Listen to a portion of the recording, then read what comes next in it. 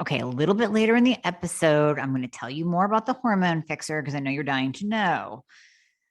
This little bad boy supplement that I created, if I do say so myself, is amazing at so many things, so many benefits.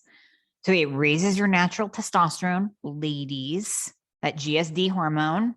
It helps with weight loss. It helps improve insulin sensitivity. It helps with anti-aging. It increases your own growth hormone, the anti-aging hormone that helps with the wrinkles and the stamina, energy, focus, brain.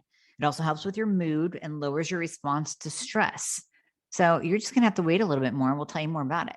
The hormone fixer. So this is going to be a game changer for you. And you can probably hear the excitement in my voice. The latest introduction, the latest member of the family to the fixer line is Metabolism Fixer. And this, oh my God, I formulated this just for all my people out there that need to lose weight, that need help in the weight loss department, that can't lose weight no matter what they do, that feel like they have a slow metabolism, and that might be thinking of trying all those peptides out there, you know, the Beverly Hills soccer mom drug of choice for weight loss peptides.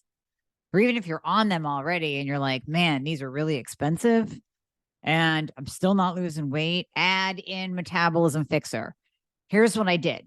I took the power of T2, which increases your basal metabolic rate while you are sitting there watching Netflix. You're burning fat while you're watching Netflix. I combined it with a very unique patented ingredient called Suppressa. Suppressa has multiple clinical trials backing its efficacy in reducing your appetite, decreasing snacking, and providing way more control over your food intake. It is amazing. We also see improved emotional well-being, just decreased food cravings all around, reduced hunger, and weight management. Add on top of that, we have green tea extract, we have purple forest purple tea extract, both of which affect the metabolism in a very positive way without the jitters of normal fat burning supplements out there from the 1980s and 90s, right? The ones that made you feel like you're having a heart attack. You will not have that in any of my supplements, Thyroid Fixer or Metabolism Fixer. But Metabolism Fixer, ooh, yeah, we kicked it up a notch. It is in powder form, so you can drink it through your day.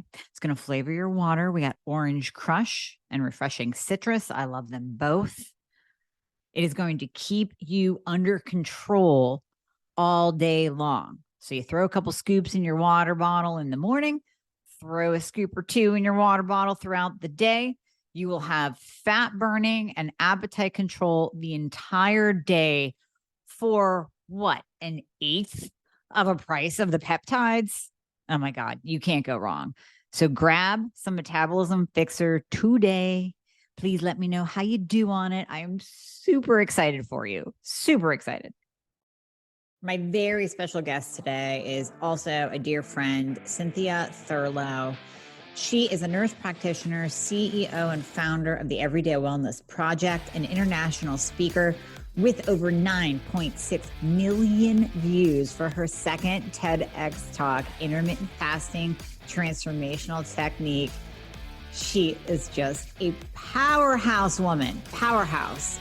With over 20 years experience in health and wellness, Cynthia is globally recognized expert in intermittent fasting and nutritional health and has been featured on ABC, Fox 5, KTLA, CW, Medium, Entrepreneur, and The Megyn Kelly Show. She was listed in Yahoo Finance as one of the 21 founders changing the way we do business. That just touches my heart. You go, Cynthia.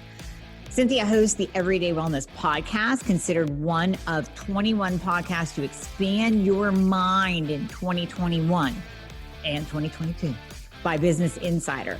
Her mission is to educate women on the benefits of intermittent fasting and overall holistic health and wellness so they feel empowered to live their most optimal lives. You guys are gonna love this. You've been asking me about intermittent fasting for a long time.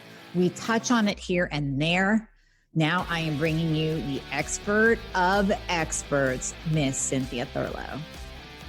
All right, Cynthia, welcome. Thank you so much for coming on today and sharing bits and pieces and your knowledge of your new book coming out.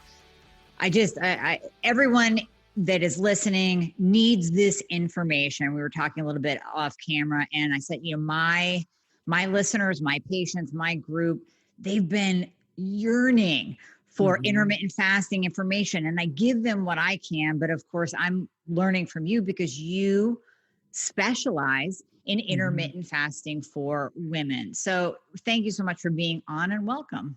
Absolutely. I've really been looking forward to this conversation. And to your point, I think that in so many ways, women need someone to stand up for them and to talk about the unique characteristics that make us very different from men and how to harness the strategies of intermittent fasting for our personal lives. And to do it, like I always say, I love men. I'm the only female in my house, but we need to fast differently than men do. There's no question. There's absolutely no question. And I've seen that even in my practice, back when intermittent fasting first was the buzz and people would do it, and even I would do it.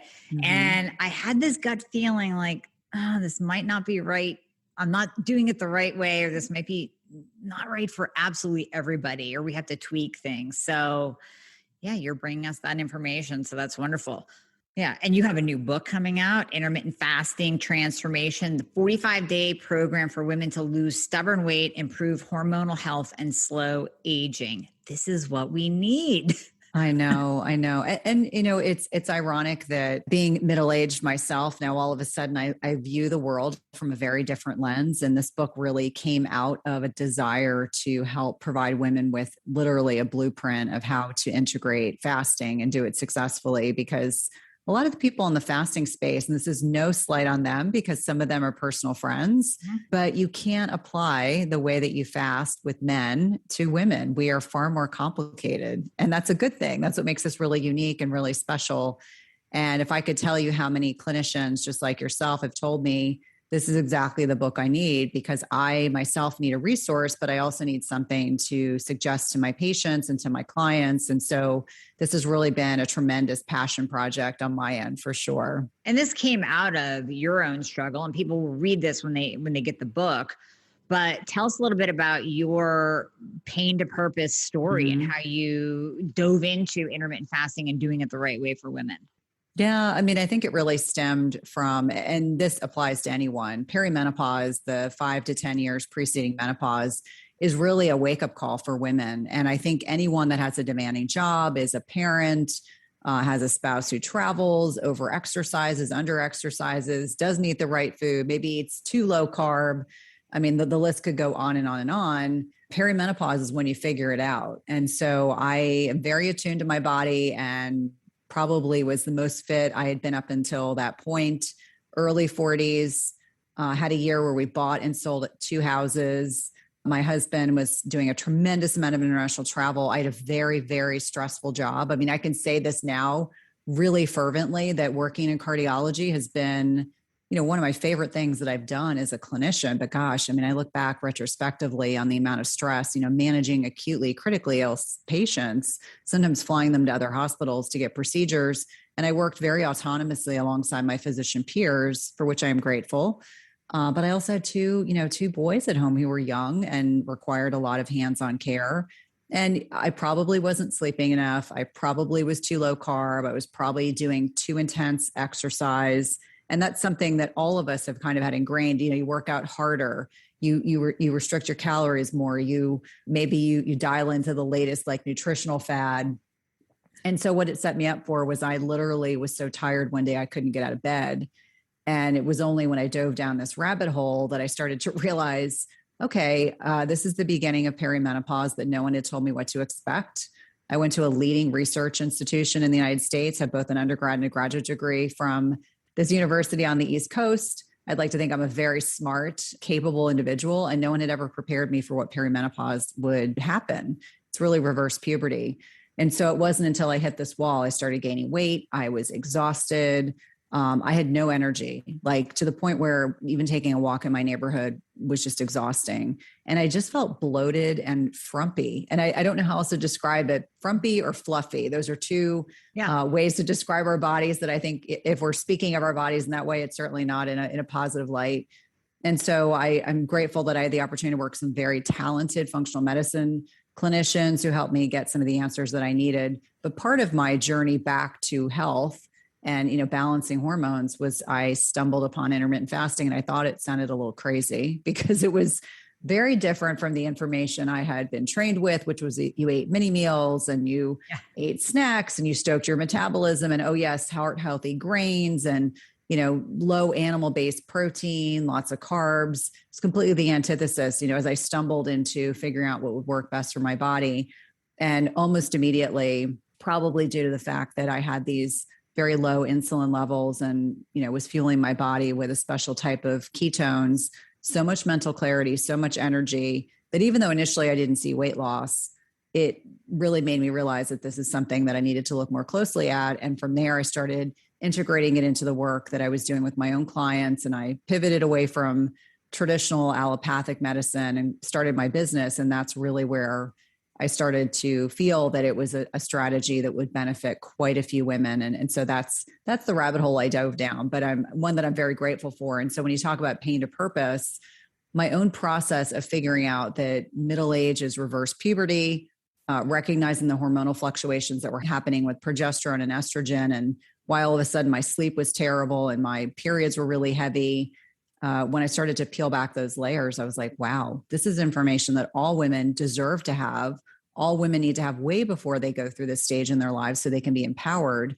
Because one of the things that I found really frustrating was, as one example, when I went to my GYN for my annual exam and I was talking to her about having heavy periods, her first response was, before anything else, let's try you on synthetic hormones. And I said, no. And she said, well, let's think about doing an IUD. And I said, no. Yeah. And then, the third option was, let's do an ablation. And I said, forget about it. And she said, well, if you just don't want to deal with any of that, then we can just remove your uterus. And I said, time out, no way. So a lot of women end up on my doorstep, my proverbial doorstep, and they've already started one of those therapies and they don't realize there are options beyond that. Mm-hmm. Absolutely. And you mentioned in the book too, that you also got the typical response that we talk about on this podcast all the time.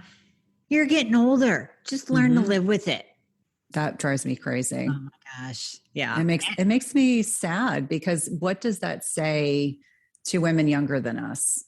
That they hit a certain age and then we're supposed to just accept things as they are. Right. And I always say, I don't believe in limiting, but I actually get chills when I think about it. I don't believe, nor will I embrace limiting beliefs about aging.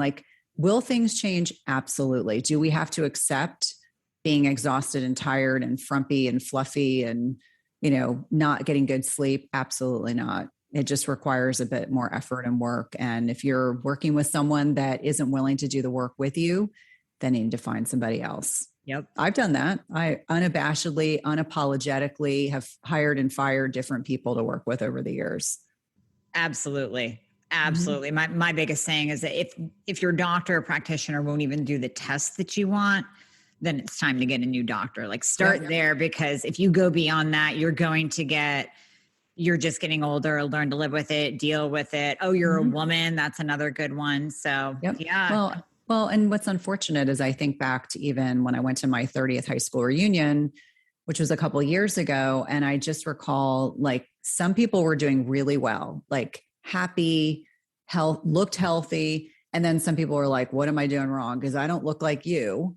And I said, well, we're all individuals, but I just said, when I look around this room, I see a lot of very inflamed individuals who probably have some hormonal imbalances that are driving the way that they look and feel. And it doesn't have to be that way. And I think the other thing that I find so concerning is over the 20 plus years I've been a nurse practitioner, just the degree of metabolic inflexibility. I think it was a study from 2018 talked about 88.2% of Americans are metabolically unhealthy. Now, I'm sure it's not any better given the pandemic. And I just think that gives us all opportunities to use strategies. It doesn't have to be fasting per se, but change something that you're doing, because you can navigate middle age and beyond and do it in a way where you're still embracing doing a lot of things you enjoy doing. Maybe you have to tweak your diet. I mean, I'll be the first person to say that there are things about my diet now that, humor my teenage boys who have ridiculous metabolisms and are super metabolically healthy. Right. I just say, once a year I have pie and I enjoy the pie on that day. And then I don't eat pie again for another year for a variety of reasons, but that's okay. But on so many levels, knowing and empowering women to understand that the answers are out there. They have to find the right people, but also on your own, being able to say, I want to be able to incorporate strategies that I can do for the rest of my life. Absolutely. That's the key. And I think if like you said, if we can arm women before they go into perimenopause, so you're not going in blind going, what the hell's going on with my body? It's freaking out. And you have those tools to implement immediately at the first sign of symptoms. I think it's going to produce a better result down the road where aging won't be feared. Yeah. And it won't be kind of demonized as, oh, I'm in menopause. That's horrible. So we can actually embrace it and become better through it. I agree. And I think there's so much shame about aging. I think that we have a culture that largely focuses on youth. And I can understand why. I mean, youth is beautiful. I mean, I look at my kids' skin, they're 16 and 14. I'm like, wow. Yeah. But by the same token, we need to embrace the fact that, we've lived incredible lives and we have so much to still offer. And so if women are using age as a barometer, like purely just a chronologic age, I think that's really setting yourself up for disappointment because there's so much more. I mean, I can tell you the stage I'm at right now. I have never been more confident. I have never been more self-assured. There's something to be said for that. But to your point, I do think I would love to be able to have younger women, women that are 30, 32, 35, being able to feel like they have a roadmap to navigate the things they need to do, the work they need to do. In fact, I have a group program that I teach. It's only 20 people in this group because we offer a lot of diagnostic testing. And I have 3 out of 20 that are in their early 30s, and largely because they want answers. And, kind of conventional allopathic medicine hasn't been able to give them the answers that they need. And so it's been really insightful. But yeah, I would have loved to have known these things at 20 years ago. I mean, it would have made sure that I took better care of myself in my 30s. And by no means was I not a healthy person, but trying to get by on not enough sleep and too much hardcore exercise and not enough, self-care. I mean, we put that at the bottom of the list as women oftentimes. Oh yeah, I've been there. We've all done that to ourselves at one time or another. Yep. Absolutely. And you mentioned in the book that you did have a thyroid problem. You said your thyroid had tanked, your hormones had tanked. So were you actually able to not go on thyroid medication and balance all of your hormones as you go into each hormone in the book, which we'll dive into today, balance your hormones through intermittent fasting without medication? Well, I tried initially. Okay. So my functional medicine provider laughed and said, I know you're going to try to do this on your own and I will give you a bit of time. And so after 6 months, because the initial thought process was your antibodies are negative, your mercury is really high. This is probably mercury offsetting your thyroid receptors. Let's address the mercury. That should probably improve things. And it didn't. And after 6 months, I had addressed the mercury and I was so exhausted. I could not. I mean, I was struggling to get through the day. And it wasn't so bad in the morning, but by the middle of the afternoon, I was really, really tired. And so then it was, let's talk about options. And so, yes, I tried. And ironically, I later found out that I probably always had negative antibodies because I've been gluten-free for over 10 years. Yep. And so I probably have Hashimoto's. But if you don't fit into the bucket of you have to have positive antibodies, people don't diagnose you with Hashimoto's. So I've had this, effectively, they've told me you have this strange variant of hypothyroidism. So yes, I started medication and I initially had a lot more energy. And then, as probably many of your listeners know, with all the changes that have occurred over the past year with medication, I went down almost a year-long rabbit hole trying to find an alternative. But yes, I ultimately ended up on medication. I feel better largely on medication.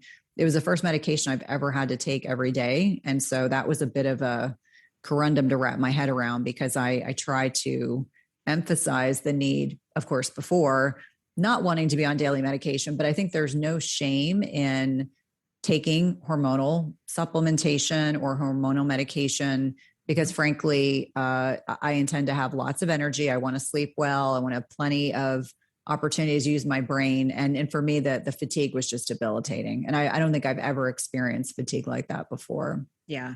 Well, here's the beauty of it though. If you are on, and I say the same thing, thyroid hormone replacement therapy or bioidentical hormone replacement therapy, when we're replacing hormones that are no longer being properly made, that's not, I don't even put it in the same category as medication, quote unquote. Yep.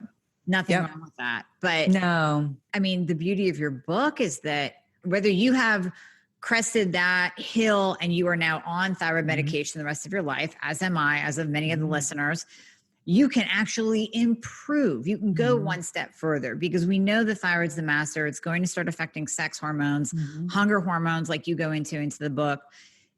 It's going to benefit us all the way around. So even if you're on medication, guess what? You could actually get better and go 10 steps higher than you are right now. And you might not even be able to imagine feeling better, but you actually can. Yeah. And I think it's important for people to understand. I mean, there is no shame in hormone replacement therapy. It's gotten a really bad rap.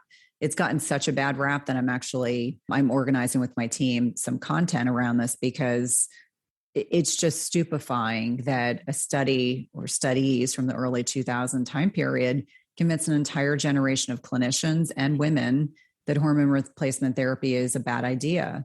And, as I start navigating thinking about sex hormone replacement, and as I've started that journey, I can tell you right now that when you really look at the data, and you really look at the studies and you talk to, experts in this field, we have really missed opportunities to serve women. And so I kind of feel like this is going to be another platform that I will stand on.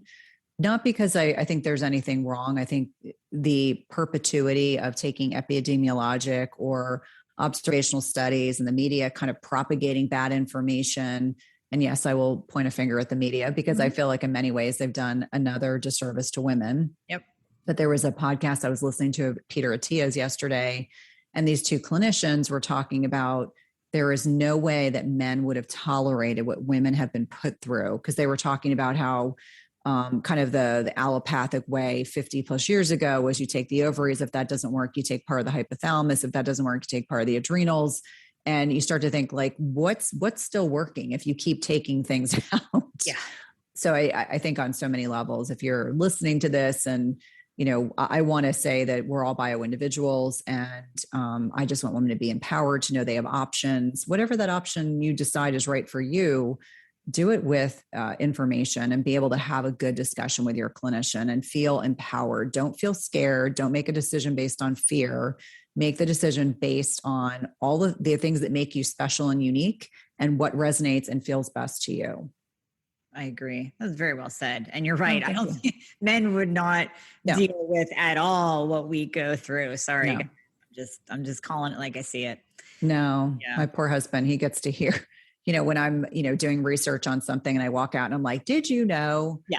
He said, okay, here we go. And I'm like, I am the only female in my house. That includes all my menagerie of animals. I'm very pro male. This is not anti-male, right? But it is talking about some degree of this patriarchy in which women are the active kind of conduits to things that have largely been incredibly unfair and unjustified. And so that's what I kind of feel like. I'm like, that might just have to be a sword I die on, that making sure women understand that they have options. Mm-hmm. That's a good sword though. That's a good sword. Yeah. And the other thing that women deal with more, let's just face it, we deal with weight gain more. Now it's kind of shifting a little bit if you start looking around at the general population. Men are getting more estrogenic, more beer bellies, more man boobs. But in general, we are more sensitive to the weight gain. So your book actually goes into how to trigger your weight control hormones. So can you expand on that? Because I find that very interesting that intermittent fasting has this kind of power. Yeah. Well, I mean, I think it really goes to satiety. It's starting from the process of, restructuring our macros. We're conditioned, mini meals, snacks, it's all okay.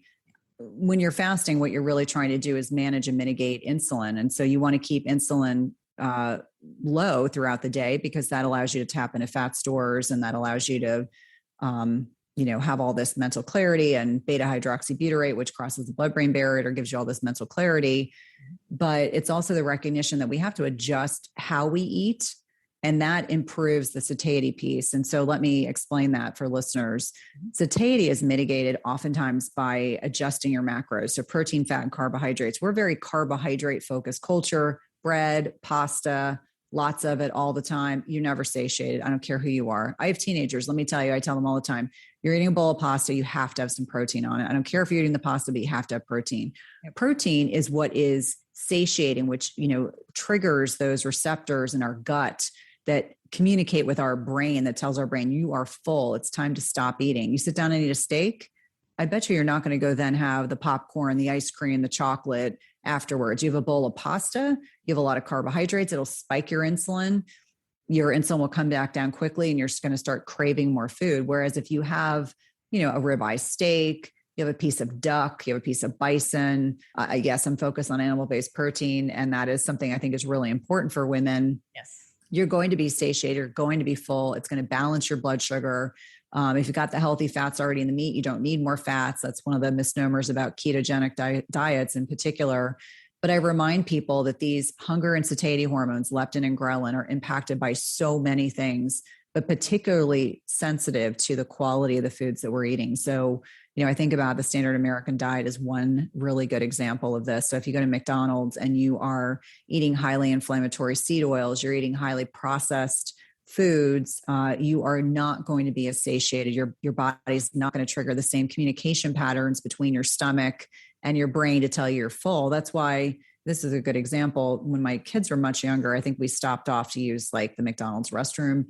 And my son, who at the time was probably 4 or 5, just commented on how much food was in front of this family. And I was explaining to him, I said, there are things that go on, neurochemically in our bodies that are not working functionally and optimally when someone has a lot of fat tissue on their bodies. And so this is a whole tangential conversation, but I want to get to the satiety piece.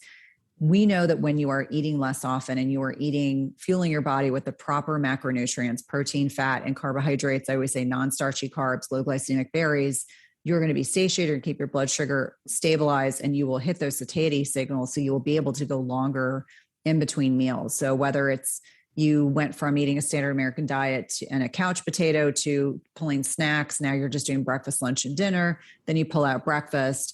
And so really keeping those hunger hormones at bay and really telling your brain, like, I'm not starving myself. That's an important misnomer, that people have this perception that the reason why people have success with intermittent fasting is because they're restricting calories. That's not what it's about. There's neurochemical regulation that goes on in the body when we're in a fasted state. And so those counter-regulatory hormones help with blunting hunger hormones. And hunger is something that's cyclical. This is something that most people eat for emotional reasons, as opposed to actually being really hungry. They could just be dehydrated. Maybe they need water. Maybe they need to go take a walk. Maybe they need to go do a workout, and they're really not actually hungry. But we are a nation that is so overfed. We don't even differentiate between true intrinsic hunger and boredom. We don't even differentiate anymore because we eat constantly. I think the recent study I presented in October, and I was talking about a study by Sachin Panda, and Sachin Panda and his team, they had people using an app. So really easy to record with what they're eating. And the people on the high end of meal frequency were eating 10 times a day. What do you think 10 times a day of insulin secretion is doing to your hormones, to your blood sugar, to your satiety, et cetera, et cetera, et cetera? So there's really this beautiful kind of symphony that goes on between hormones when our bodies are properly fueled, when we're eating with less meal frequency. And you really can't appreciate that if you're doing what the most people are doing right now, which is eating frequently, eating the wrong foods. I'm not referring to Thanksgiving. Right. Everyone gets a pass on Thanksgiving. Let's be clear about that. But really important for people to just be tapped into these intrinsic ways that our bodies are designed to thrive. This is not woo-woo. This is science. This is actual research that's been done to demonstrate how valuable eating less often can be for balancing hormones amongst a myriad of other benefits. Absolutely. And I think women in their 40s and 50s, like Mm-hmm. we were entrenched in the fitness magazines, the shape magazines, Muscle and Fitness Hers that would say, eat every 2 hours, keep your metabolism up. And now we know that's not the case. We know that was Mm-hmm. false information.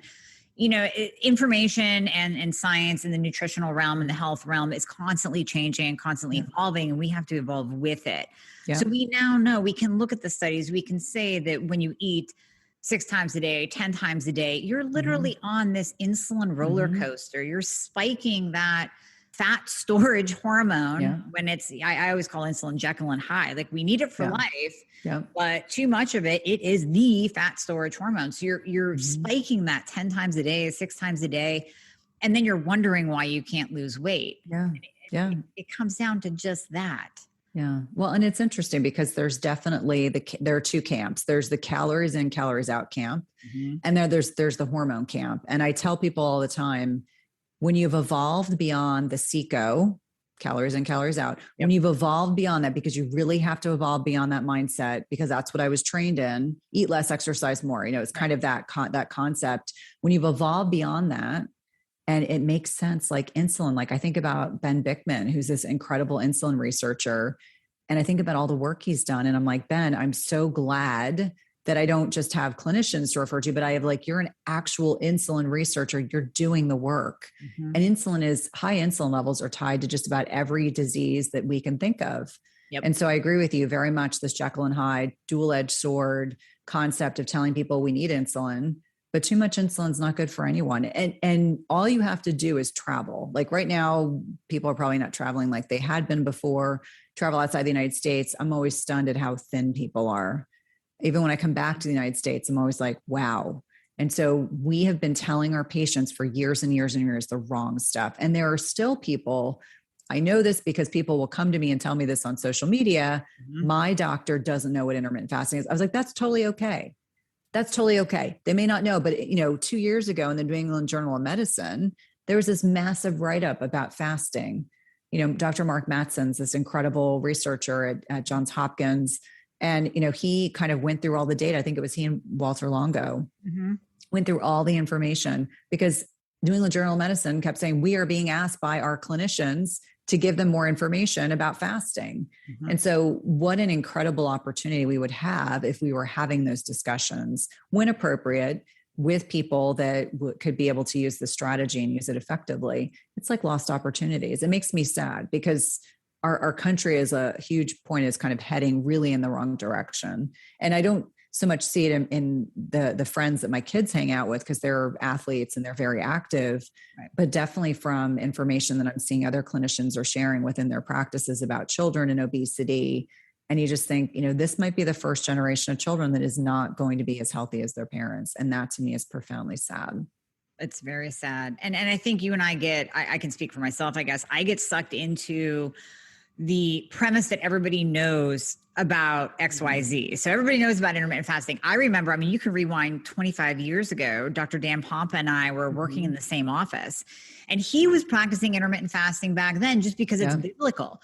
We see fasting in the Bible. Mm-hmm. And so it was kind of like common sense to me when the intermittent fasting movement kind of surged a little bit a few years ago.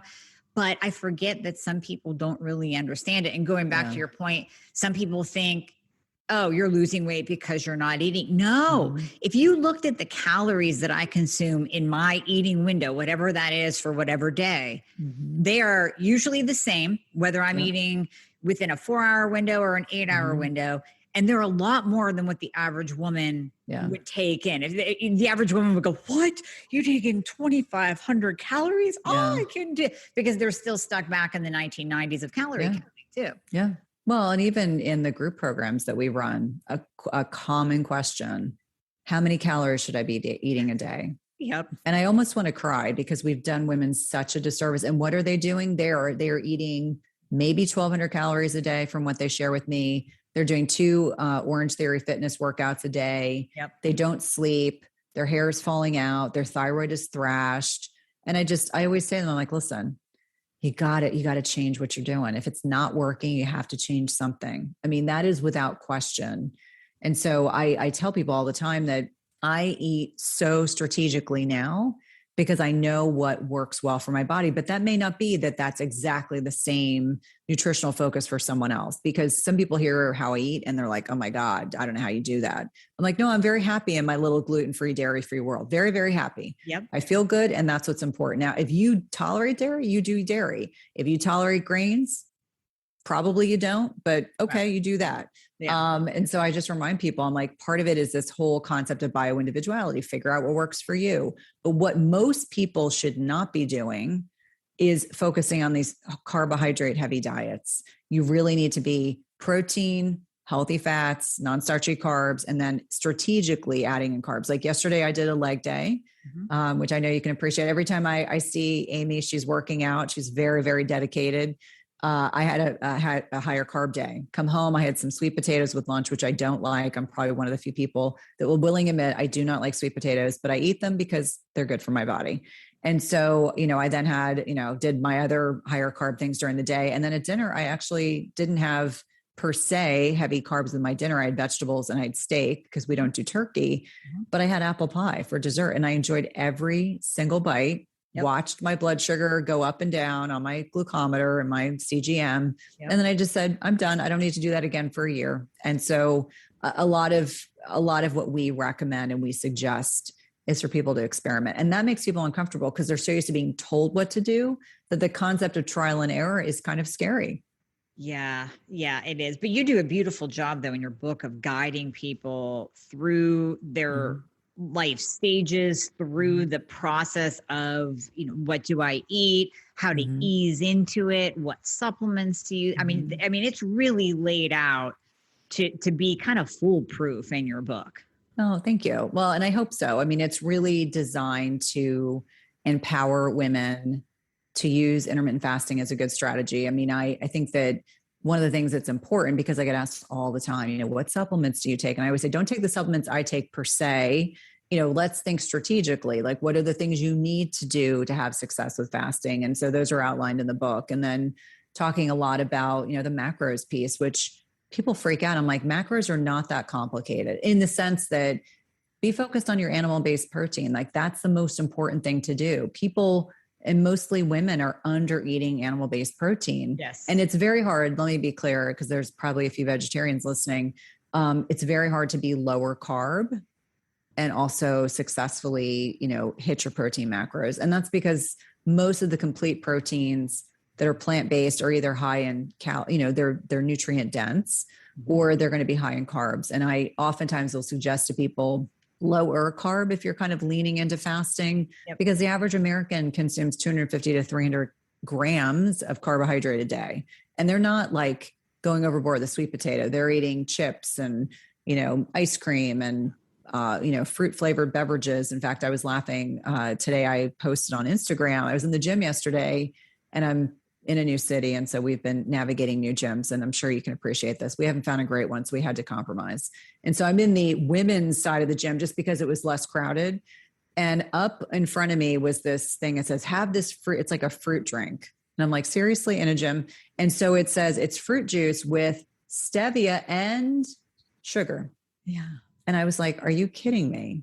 Like, how is that helpful? Like, that's the worst thing you could do. Yeah. Have a piece of fruit. Don't drink the juice. And certainly don't add in, table sugar and think that you're doing your body any benefits. So yeah. So going lower carb is certainly a focus. You don't have to be ketogenic, but most people could benefit from eating less carbohydrates. Definitely. Like you said earlier, that we could tie high insulin levels that comes from a high carbohydrate, high processed food diet. We can tie that to any disease. I mean, even going all the way into the neurological diseases, the Alzheimer's, Parkinson's, we know that is tied to high insulin levels. Yeah. So starting now, I mean, could you get the benefits of fasting while eating high carbs? I guess, but it is going to suck. It's going to be hard. It's going to be hard. And I think the other thing that's really important for people to understand, like if you're still getting your cycle every month and you haven't hit perimenopause, again, the 5 to 10 years preceding menopause, you're going to have a little more insulin sensitivity, especially during the follicular phase, first 2 weeks of your cycle. Ladies, if you are in perimenopause and menopause, you cannot eat the way you did when you were in your 20s and 30s. There's just no way around it. I don't care who you are. I don't care if you're Wonder Woman.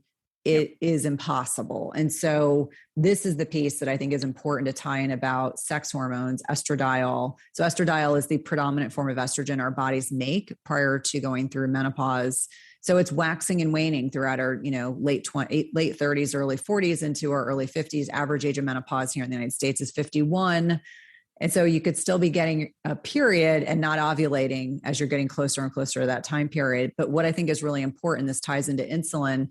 If you are less insulin sensitive, what do you think happens when you eat that piece of pie, or you have that bowl of pasta, or you have a big piece of pizza? It takes your body a lot longer to bring that insulin back down, which means you shunt off your fat burning and you stay in this fat kind of gaining state. And so I think it's important for people to understand this is why it is critically important to manage and mitigate stress, make sure you're getting good quality sleep, making sure that you're not eating frequently, making sure you're eating the right foods. Because one of the mistakes I see is women get into their 40s and they drink a lot of wine. Yeah. And they're drinking wine to deal with stress, or they're drinking wine because they're not happy in their marriage, or they're not happy with their job, or any number of things. And all of a sudden they start becoming more and more and more inflamed. And, it's one of those things where I say, if insulin's not working for you in the right direction, there are a whole lot of other things that will impact, leptin, ghrelin, blood sugar. I mean, a lot of things that are not going to benefit you. So, heading into your late 30s, early 40s, recognizing you got to change things up. And that insulin sensitivity piece is really important for people to understand, because as you start losing estrogen, you'll start becoming more and more and more prone to insulin resistance. I have a wonderful woman that I work with very closely in my practice, and she's a breast cancer survivor. She's doing very well, but because she doesn't have the insulin, her insulin sensitivity is off because she's on all these drugs to blunt any estrogen production in her body. And she actually is changing jobs because she said the amount of stress that she's under in a very special role in medicine is so much that right now at this stage in her life, her body can't manage it. And her insulin levels are just going higher and higher and higher, despite doing all the right things. So make sure you know those numbers, make sure you know what your fasting insulin is. It is not a weird test. It is not a functional medicine test. Right. I'm sure Dr. Amie talks about it, but I always say, way before your fasting blood sugar or your A1C becomes abnormal, your fasting insulin will start to rise, and you want that within a very tight window. Like, I know what mine is. I get it checked a couple times a year, but I think it's important for everyone to be empowered about that. Yes. And the functional optimal range is not within the standard lab value range. Let's say that. So you can be insulin resistant and still not get a little H next to your lab work, or it's not red saying that you're high. If your insulin, for me, it's above a 6. Anything above a 6, I'm calling insulin resistance. Yeah. Well, and I think it's one of those things where I was taught so I did a traditional allopathic medicine route, and then I went on and did a functional program, and insulin 2 to 5 was ideal. And mine's usually 2 or 3. That's kind of where I fall.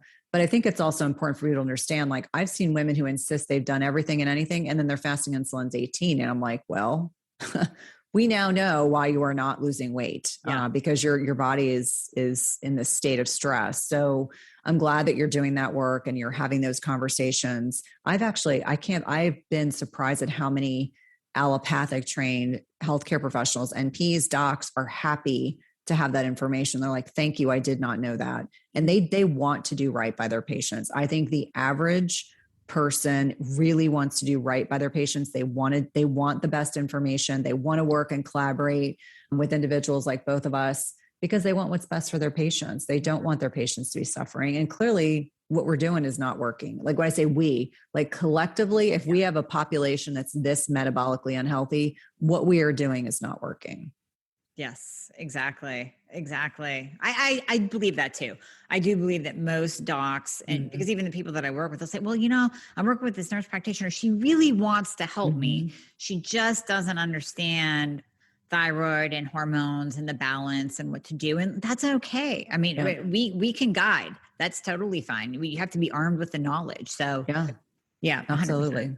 Well, here's the irony is when I worked in cardiology, the only real thyroid emergencies we dealt with was thyroid storm or myxedema coma. So the extremes.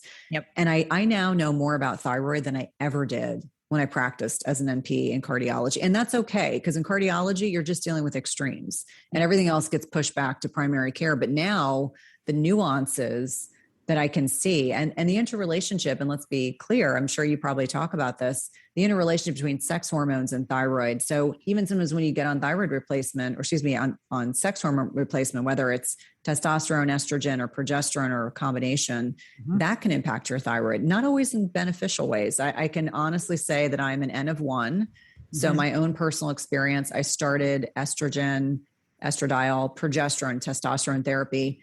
I'm still on progesterone therapy, but my body did not take too well to estrogen and testosterone therapy. And I think it's that we just haven't found the right amount. The point of what I'm trying to make is from the time I started sex hormone replacement, let me be clear. So it's clear. I've been on thyroid replacement for years. My thyroid function, my free T3 and T4 just kept going lower and lower and lower. And my physician's recommendation was always more Cytomel, more Synthroid, more this, more that. Finally, I just said, time out. Do you think maybe it's the estradiol? Do you think maybe it's the testosterone?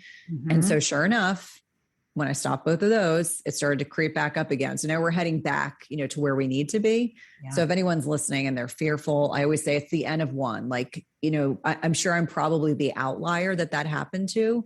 I still take progesterone because it helps me sleep, and sleep is really important. I'll be the first person to say I take my progesterone, I fall right to sleep. It's a wonderful thing. Good thing.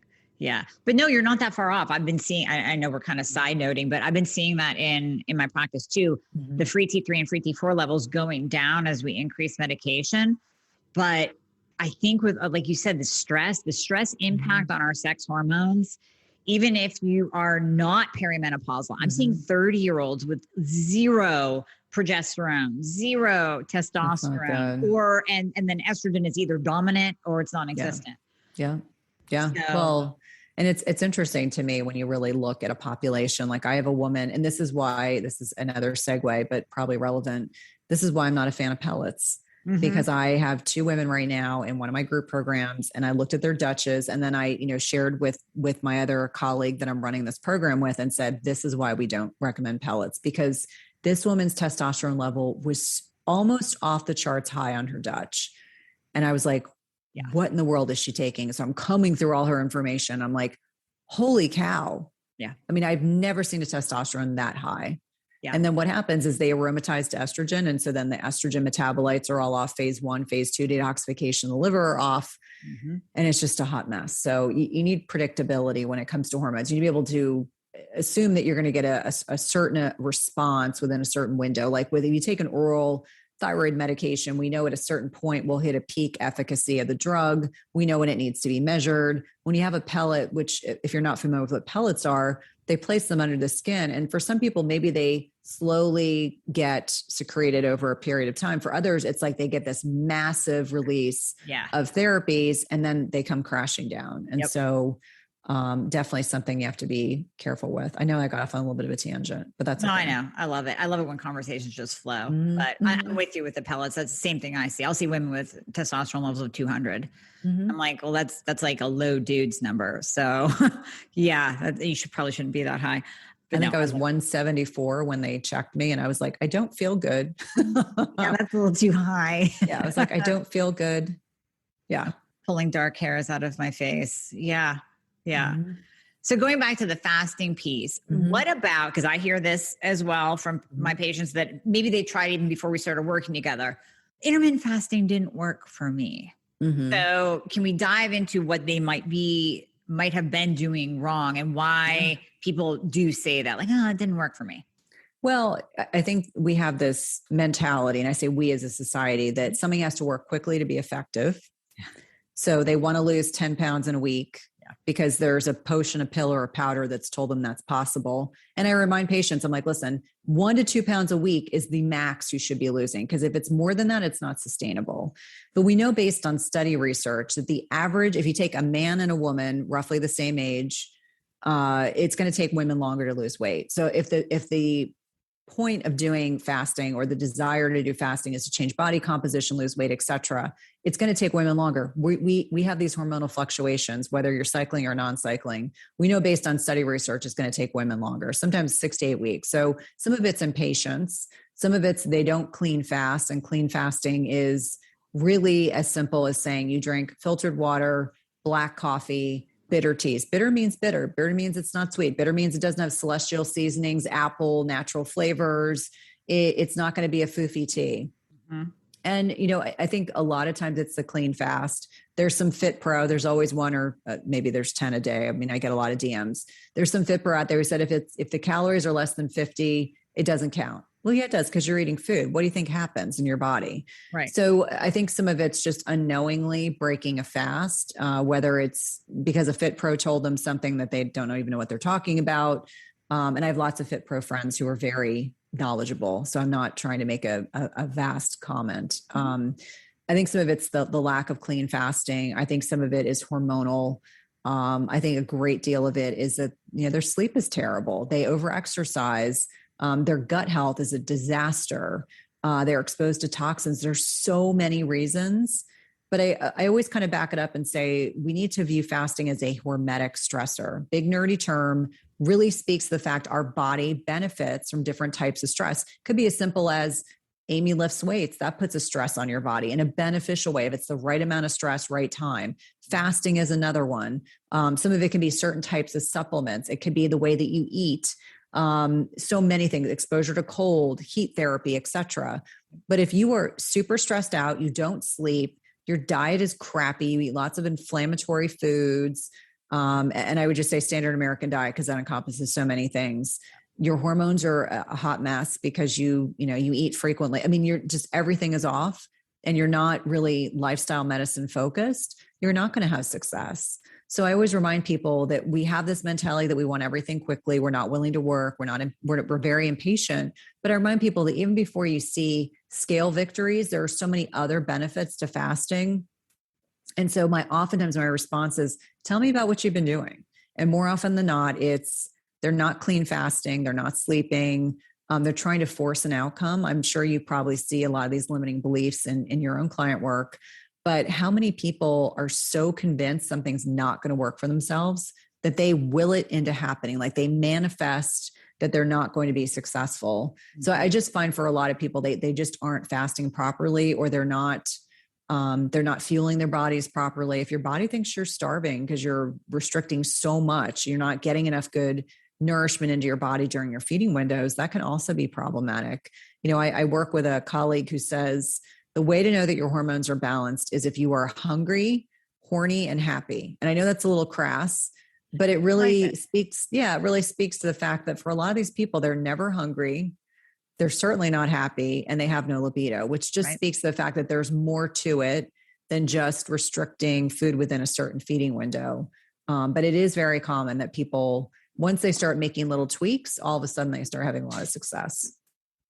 And like you said, there's so many benefits besides the weight. We kind of started with the weight because that's heavy on women's minds, and we tend to really tune in if we just gain 5 pounds. But there are so many other benefits that we really have to recognize with fasting, intermittent fasting. I mean, just extending life, preventing things like neurological diseases and cancer. The brain power, like you said, the brain power that you get. I mean, I've heard that in Silicon Valley, all those guys and ladies will purposely fast just so their brains are on fire when they're doing that type of work, like coding and running computer stuff that is out of my realm. Yeah, no, it makes sense when you think about it. I mean, I tell people I did both my TED Talks, and a lot of times when I speak, although lately they keep putting me as the first person in the afternoon, which I'm like, I don't know if that's a blessing or a curse. Right. But I do those things while I'm in a fasted state because I am so mentally sharp and very, very clear.